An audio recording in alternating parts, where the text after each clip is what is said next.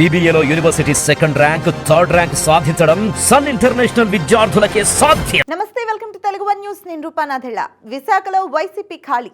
విశాఖ కార్పొరేషన్లో వైసీపీ దాదాపుగా ఖాళీ అయిపోయింది.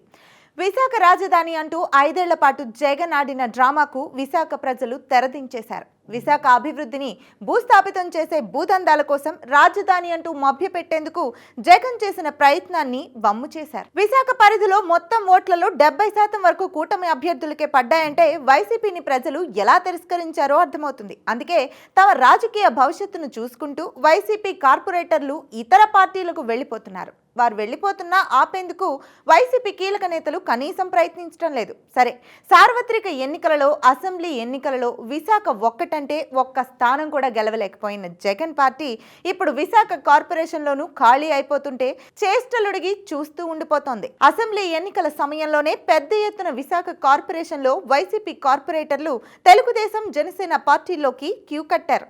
ఇప్పుడు తాజాగా మరికొందరు తెలుగుదేశం గూటికి చేరారు.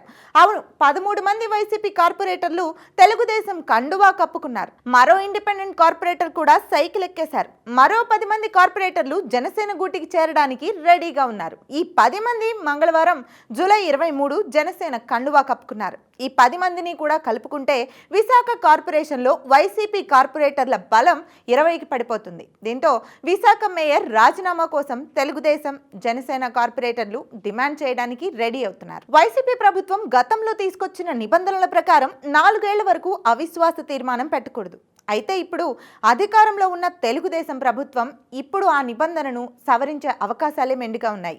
ఒక్క విశాఖ అనే కాదు, రాష్ట్ర వ్యాప్తంగా దాదాపు అన్ని మున్సిపాలిటీలు, కార్పొరేషన్ల పరిస్థితి ఇలాగే ఉంది. కార్పొరేటర్లు, కౌన్సిలర్లు వైసీపీని వీడి కూటమి పార్టీల వైపు మొగ్గు చూపుతున్నారు. దీంతో 4 ఏళ్ల వరకు అవిశ్వాస తీర్మానం కూడదు అన్న నిబంధనను మార్చే అవకాశాలే ఎక్కువగా ఉన్నాయి.